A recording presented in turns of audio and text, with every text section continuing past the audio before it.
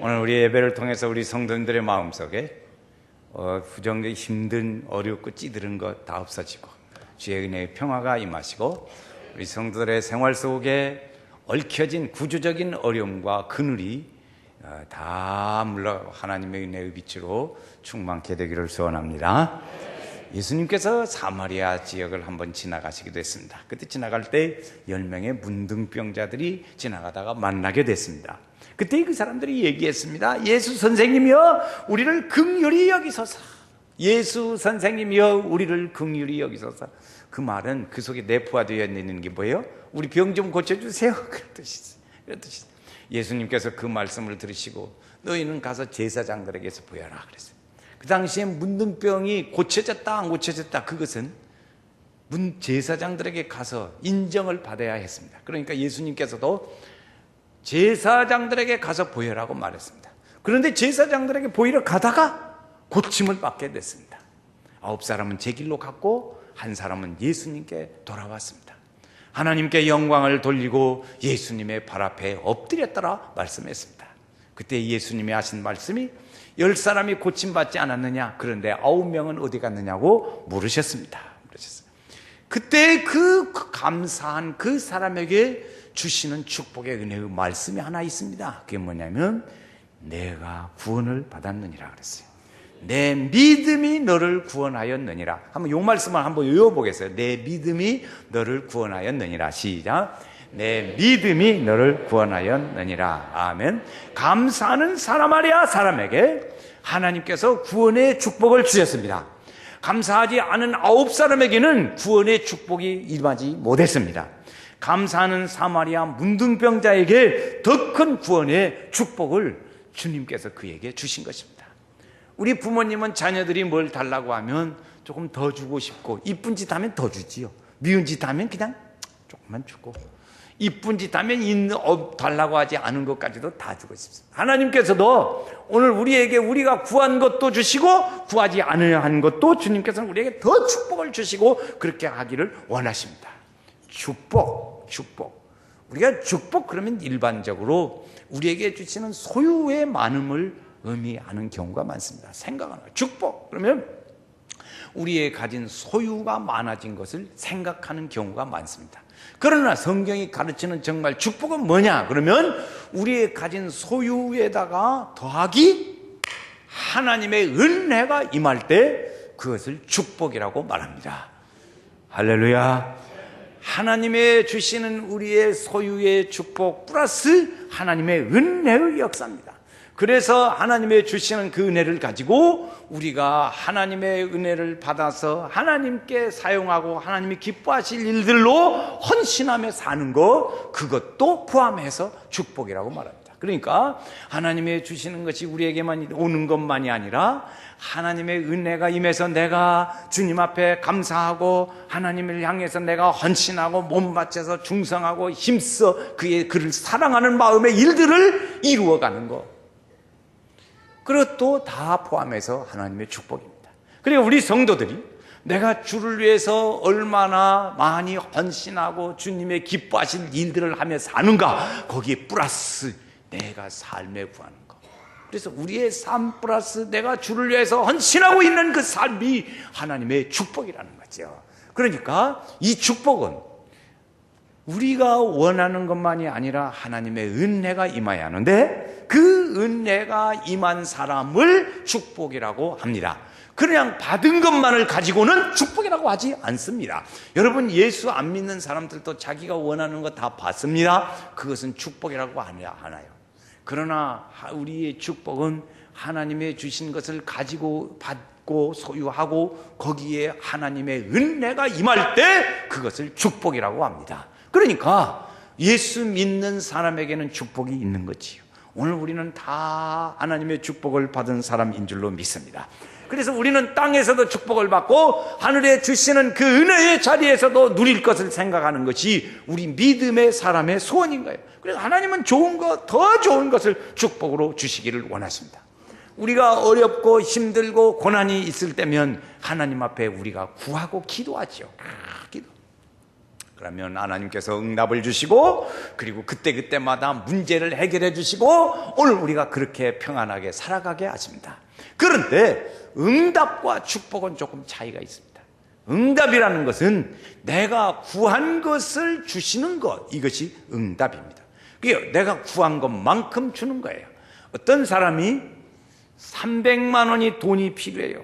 지금 힘들어요. 그런데 돈은 필요하고 어쩔 수가 없어요. 그래서 하나님한테 막 구하는 거예요. 하나님 돈 300만 원만 주세요. 300만 원. 하나님 300만 원만 있으면 좋겠습니다. 그러고 막 구했어요. 하나님이 어떤 방법을 통해서든지 그에게 해결해 주셨어요. 그랬더니 받은 다음에 무슨 생각이 나요? 아이고 조금 더 구할 걸. 조금 더 구할 걸 서운하네. 그렇지. 이것을 응답이라고 그럽니다. 그러나 축복은 오늘 우리가 구한 그것에다가 그 이상의 것을 받는 것. 우리가 구한 것은 요만큼 구했어요. 그런데 그것보다 더 받는 것, 이것이 하나님의 축복입니다. 구하지 않은 것도 주시는 것입니다. 구하지 않은 것도 주십니다. 오늘 말씀에 보면 사마리아 문둥병자가 예수님 앞에 구했습니다. 주여 나를 긍휼히 여기소서. 그때 긍휼히 여김을 받고 병 고침을 받았습니다. 그러나 그에게 더 하나 덤으로 주신 것이 있습니다. 그것은 뭐예요? 구원의 은혜를 주셨습니다. 내 믿음이 너를 구원하였느니라 말씀했습니다. 우리가 응답만 받고 살면 곤고하고 힘듭니다.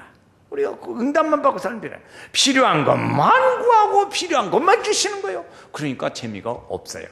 응답을 받지만 그러나 더 하나 우리는 축복을 받아야 할 줄로 믿습니다. 그래서 그런데 우리가 응답 한번 받기도 힘들잖아요. 왜 그런지 아세요? 기도를 잘 안 하니까. 기도를 잘 안 하니까 하나님하고 안 치는 거예요. 기도를 자꾸 하나님하고 친해져가지고 친해서 빨리빨리 주지. 이쁜 짓을 하니까 빨리 주지요. 비운 짓 하다가 이제 와서 그러면 따지려고 또 그런다고요.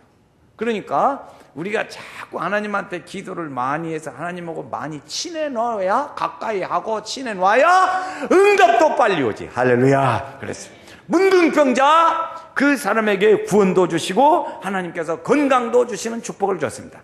성경에 보면 솔로몬이라는 사람이 1000번제를 드리고 하나님 앞에 무엇을 구할 때 그가 구했어요. 지혜를 구했어요. 그런데 하나님께서요 그에게 부도 주시고 영광도 주셨어요. 거기에 덤으로 받을 수 있는 것, 지혜 구했는데 영광과 부귀도 주시고 그랬어요. 구원도 주시고 거기에 플러스 그 키포인트는 어디가 있을까? 그것은 감사였습니다. 감사. 그 은혜의 축복을 받는 키포인트는 감사였어요. 보세요. 문둥병자가 다른 사람은 다 갔지만 한 사람만 와서 하나님께 영광을 돌리고 예수님의 무릎 앞에 발 앞에 엎드려서 그에게 감사를 했습니다. 솔로몬이 왕이 지난 주일에 말씀드린 바와 같이 하나님 앞에 축복을 받았는데 1000번제를 드리고 하나님이 내가 뭘 해줄 거나 그럴 때 지혜를 구했습니다. 그런데 지혜를 구하기 전에 한 것이 있습니다. 지난번에 기억나시나 모르겠어요. 하나님 우리 아버지는 목동이었는데 아버지를 왕으로 삼아주셨고요. 그리고요 나를 왕으로 삼아주신 것을 주님 감사합니다. 그렇게 하고 지혜를 구했습니다. 그러니까 포인트는 어디가 있어요? 감사했어요. 이 두 사람 다 하나님의 축복을 받은 것은 감사에 있더라는 것이죠. 우리는 이 하나님의 축복의 사람이 되어야 할 줄로 믿습니다. 이 감사하는 사람이 축복의 열쇠를 가진 사람이고 이웃을 축복하고 세상을 축복할 수 있는 사람이 되는 거예요. 그러니까 키포인트는 하나님의 축복을 받는 키포인트는 뭐다? 감사? 감사예요. 이 감사가 어떻게 유익이 있나? 어떤 사람이에요? 어떤 사람이 결혼한 지 한 5년쯤 됐어요. 그런데 직장에 일을 따라서 대전에 와서 살게 됐습니다. 대전에 와서 사는데 시아버지, 시어머니 모시고 같이 살게 됐습니다. 그런데 이분이 얼마 동안 살다가 너무너무 힘이 들어가지고 목사님에게 와서 상담을 했습니다. 목사님, 내가 이렇게 모시고 사는데, 어른들 모시고 사는데 이 두 어른들이 얼마나 잔소리를 하고 귀 힘들게 하는지 내가 아주 너무너무 부담이 많았어. 힘듭니다. 그리고 얘기했어요. 거기다가 남편이라는 사람도 거기다 같이 동조해가지고 맞장구를 치니 내가 너무너무 힘듭니다. 그랬습니다. 그랬더니 그 목사님이 주시는 말씀 중에 여러 가지 말씀을 하다가 시편 42편 23절 말씀에 감사로 제사를 드리는 자에게 구원을 주리라, 주님의 말씀을 주셨어요. 너희 말이 내 귀에 들린 대로 내가 행하리라, 주님 말씀을 두 말씀을 주셨어요. 민수기서 14장 48절 말씀 28절, 민수기서 14장 28절, 시편 42편 23절, 그 두 말씀을 줘요. 감사로 제사를 드리는 자에게 구원을 주리라, 베풀리라. 내가 말한 대로 내게 귀에 들린 대로, 내가 말하여 내 귀에 들린 대로 내가 행하리라. 그 말씀을 듣고 기도해 보시지요. 그러고 했습니다. 그랬더니 이 사람이 얼마 후에 전화가 왔습니다. 목사님이 하라는 대로 내가 계속해서 감사를 연발했습니다. 감사만 했습니다. 그랬더니 신기하게도 내 마음이 첫째로 평안합니다.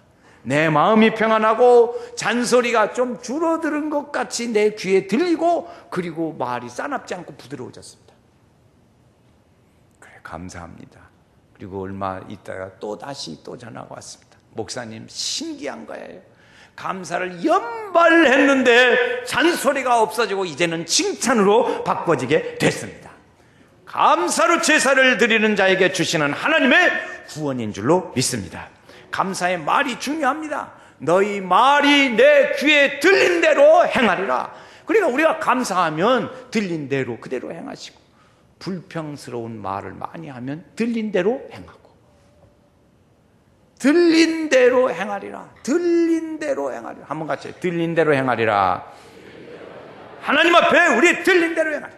왜 사막, 지금 이 세계가 사막이 자꾸 드러납니다. 왜 사막이 드러나냐? 비가 안 와서 사막이 드러나는 거예요. 왜 사막이 이렇게 되냐? 이 수분이 지상에서 많이 자꾸 올라가 가지고 하늘에 구름도 생기고 이것이 자꾸 생겨야 하는데, 가솔린 연료를 쓰고 온난화가 되어지고 매연을 등으로 수분이 자꾸 올라가질 않는 거예요. 그러니까 비가 오지 않아 가지고 자꾸 말랐지. 오늘 우리가 하나님의 은혜도 마찬가지. 오늘 우리가 자꾸 하늘에 우리가 감사가 올라가야 하나님의 축복의 은혜가 오게 되는 줄로 믿습니다. 오늘 우리는 예배를 통해서 우리의 마음에 이게 없어졌으면 좋겠어요. 무엇이 없어졌으면 좋겠냐? 이 감사는 우리에게 주시는 은혜의 축복 중에 세 가지를 말씀을 드리려고 하는데, 이 첫 번째가 이 마음의 독소가 제거되어집니다. 감사는 우리의 마음의 독소를 제거한다는 거지. 여러분, 우리 마음의 독소라는 것이 무엇이냐면 미움과 시기와 질투와 분쟁과 증오와 시기심과 그리고 음란한 것과 이런 것들이 오늘 우리에게 이것이 독소예요. 독소. 이 독소는 우리의 영혼을 좀먹게 하고 우리의 육체를 좀먹게 하고 그렇게 병들게 하는 독소가 바로 이런 것들입니다. 그러니까 이런 것들을 이길 수 있는 길이 이렇게 감사를 통해서 이길 수 있는 거죠. 메리트라고 하는 미국의 심리학자가 35년 동안 3,000쌍의 부부를 연구를 했습니다. 그건 연구는 뭐냐면 부부 간의 대화를 하는데, 이것이 서로 긍정적으로 대화를 하는가 부정적으로 대화를 하는가 하는 것을 연구를 했습니다. 그랬더니 부정적으로 대화를 하는 사람들의 94%가 이혼으로 향해서 가는 확률이 있다는 거지. 이혼할 확률이 94%예요. 여러분, 부부간에, 우리 부부간에 서로 이렇게 어떻게 대화를 하십니까? 긍정적이고 서로 위로하고 힘들고 그렇게 하십니까? 툭툭 쏘면서 그렇게 하십니까? 쏘지 말고 사랑으로 안으시기를 바랍니다. 툭툭 쏘면요 94%가 이혼으로 갈 확률이 많다. 화나니까 불도 지르고 막 죽이기도 하고 막 나가기도 하고 뛰어내리기도 하고 야단이 나잖아요. 그게 다 잘못된 거지. 상대방을 비평하고 경멸할 때 우리의 관계가 깨어집니다. 부부간에 서로 존대해야 돼요. 당신이 뭐 된다고 그래? 그렇게 나가면 안 돼. 당신 같은 사람이 뭐 된다고 그렇게 하고 사는 그분의 인내심도 대단한 거예요. 그렇게 사는 분. 그래, 이런 파괴적인 언어를 깨뜨리는 아주 중요한 단어가 뭐냐면 감사. 할렐루야. 감사하는 말입니다. 감사를 할 때 우리 안에 있는 이 독소가 없어지게 되어지고, 나를 없어져서 상대방에게 가니까 그 상대방의 마음속에도 독소가 없어져요. 그래서 내게 오는 것도 또 다시 독소가 없어져요. 내가 독소가 없어지면 상대방에게도 독소가 없어지는 일들이 대화 중에 내가 독소를 팍 쏘면 서로 싫어지죠. 여러분, 상대방에게 독소를 쏘는 이런 일들이 자꾸 일어나면 내 속이 먼저 속상해요. 그렇지 않습니까? 속이 이렇게 뒤틀어져서 껴가지고 속에 껴가지고 한마디 툭 던졌어요. 그런데 상대방은 기분이 나빠요. 상대방을 배려하면서 언어를 조심해야 될 줄로 믿습니다. 그럴 때 우리 속에 있는 독소가, 이 감사는 하나님도 감동시키고 나도 내 자신을 감동시키고 또 다른 사람을 감동시키는 일들이 있습니다. 감사는 내 마음에 있는 이런 파괴적인 언어, 시기, 질투, 분쟁, 원수, 술수뱉고 음란하고 다투는 것, 이런 것들, 파괴적인 언어들이 나가게 되는 것입니다. 다 떨어져 나가죠. 자신의 마음속에 독소를 제거하고 다른 사람의 마음에 독소를 제거해서 그리고 사랑과 온유와 신실함으로 변화시키는 강력한 힘, 이것은 감사인 줄로 믿습니다. 할렐루야, 찬양하세. 내 모든 죄 사함 받고 주 예수와 동행하니 그 어디나 하늘나라. 할렐루야. 그래서요, 또 하나 우리가 이 감사한 마음이, 이 감사가 좋은 것 중에 하나가 독소가 없어지면서 내 부정적인 자아였던 것을 긍정적 자아로 바꿔준다는 거죠. 부정적 자아를 긍정적 자아로 바꿔줘. 오늘 우리는 부정적인 경험도 많이 하고 긍정적인 경험도 우리는 많이 합니다. 우리는 좋지 못한 경험이 많은 사람은 그 사고 구조가 부정적 사고로 그렇게 형성이 되어지기가 쉽습니다. 그래서 우리는 우리의 자녀들을 부정적인 사랑을 받지 못한 사람들의 자녀로 양육하지 않으려고 그러는 거예요. 그래서 부정적인 자녀로 이렇게 사랑을 받지 못하고 자라난 사람, 또 결손 가정에서 자라난 사람, 불행한 가정, 꾸중독고 내맞고 계속 그런 중에 자라난 사람, 이런 사람들은 부정적 자아를 형성하기가 쉽습니다. 그래서 그런 사람들이 내적 치유라는 것을 통해서 회복하려고 많이 그랬지요. 그럼 반대로 좋은 경험을 많이 하는 사람이 있습니다. 그 사람은 자기 속에 긍정적 자아를 형성하는 일들이 많습니다.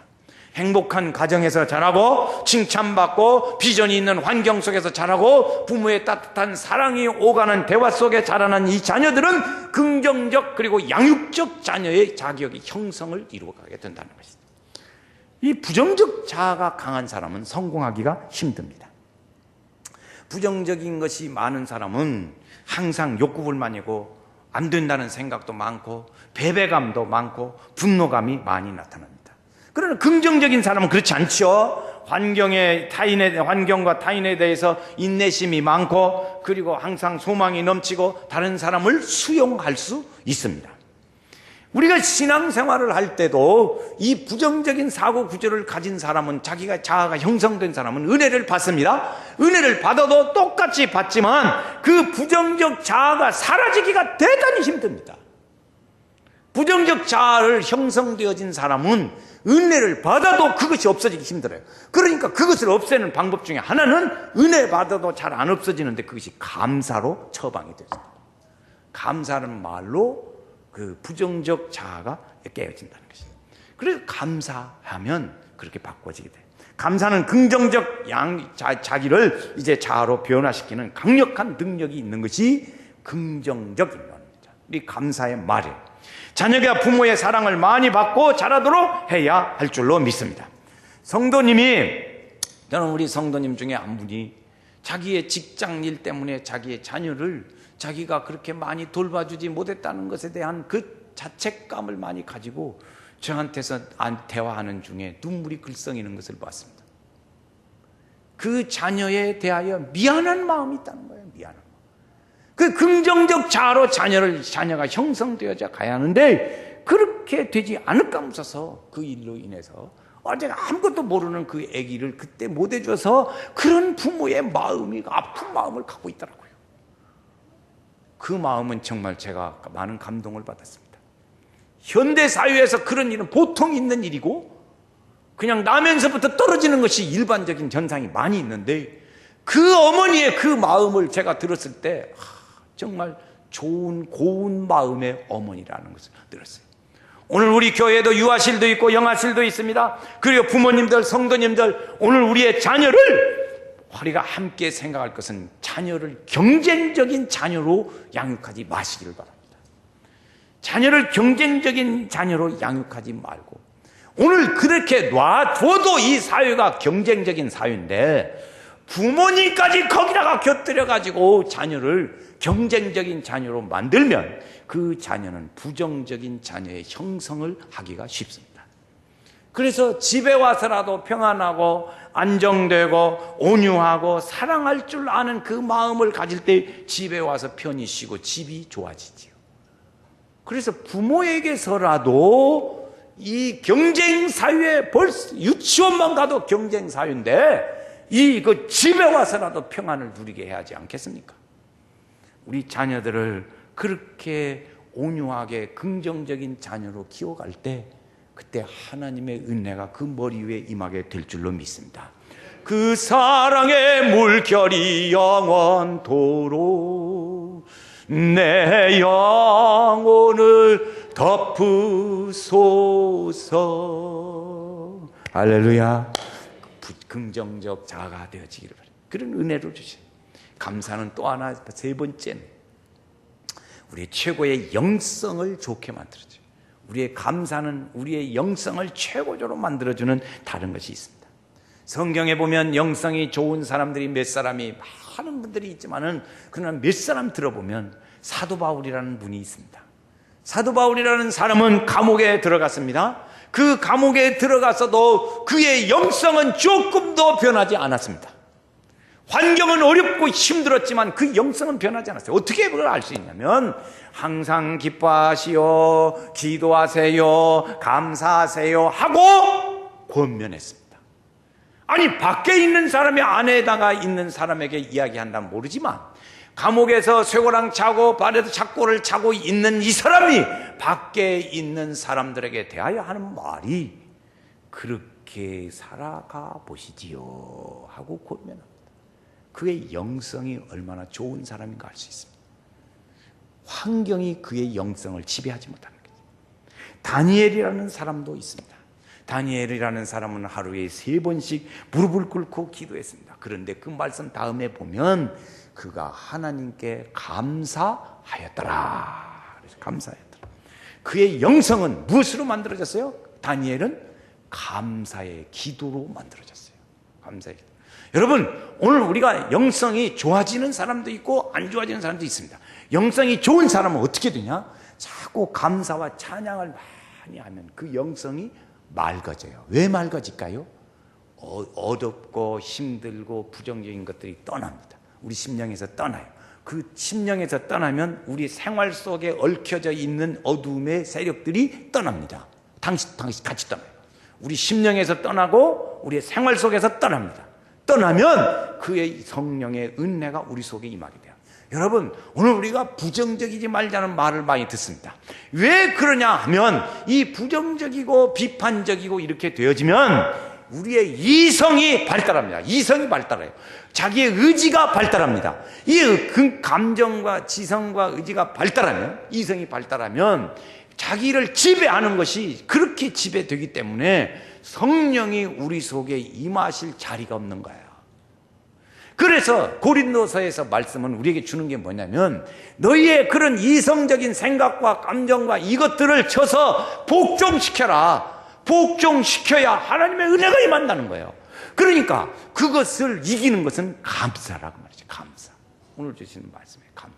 그러면 어두움도 떠나가고, 그리고 우리에게 그런 일들이 다 우리 곁에서 떠나가면서 우리 마음은 평안해지고 평안해지니 하나님의 은혜가 우리에게 임하게 되는 줄로 믿습니다.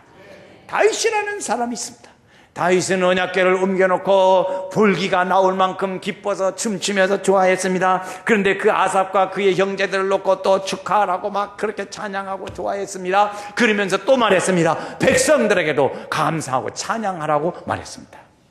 이 다윗의 영성은 시편에 그가 쓴 것 중에 반절 이상이 이 감사의 이야기를 하고 하나님을 찬양하는 일들로 있습니다. 여러분, 우리가 한번 생각해봐요. 반대로 내가 어떻게 되다가 나는 감사도 없고 즐거움도 없고 찬송도 없고 내 속에서 그런 것은 다 어떻게 해서 없어졌나? 내가 어떻게 하다 보니까 이렇게 감사도 없어지고 내 속에 사랑도 없어지고 은혜도 없어지고 기쁨도 없어지고 즐거움도 없어지고 위로도 없어지고 다 없어졌단 말이에요. 어떻게 하다가 그렇게 없어졌을까? 우리가 한번 생각해 보자. 어찌다가 내가 이렇게 됐나? 그것을 되찾는 방법은 하나, 감사하는 길입니다. 할렐루야, 감사하는 거예요. 내 영이 좋아지려고 하면 우리가 언뜻 생각하면 내 환경이 좋지 못하고 지금 너무너무 힘든데요. 그렇습니다. 그러나 그걸 보지 말고 나보다 더 어려운 사람을 보세요. 그러면 감사해야 돼요. 나보다 더 힘든 사람, 그 사람을 보면 내가 감사하게 되죠. 감사를 계속하면 이것은 선순환이 되어집니다. 감사를 계속하면 내 마음에 독소가 없어지고 나는 감사하는 사람이 되어지고 생각이 되어지고, 그래서 그 속에 내 영은 성령의 은혜의 사람으로 바꿔지게 되는 줄로 믿습니다. 이걸 선순환이라고 그래요. 선순환. 부정하면요, 부정적이면 그 반대로 되죠. 그 말 안 하겠어요.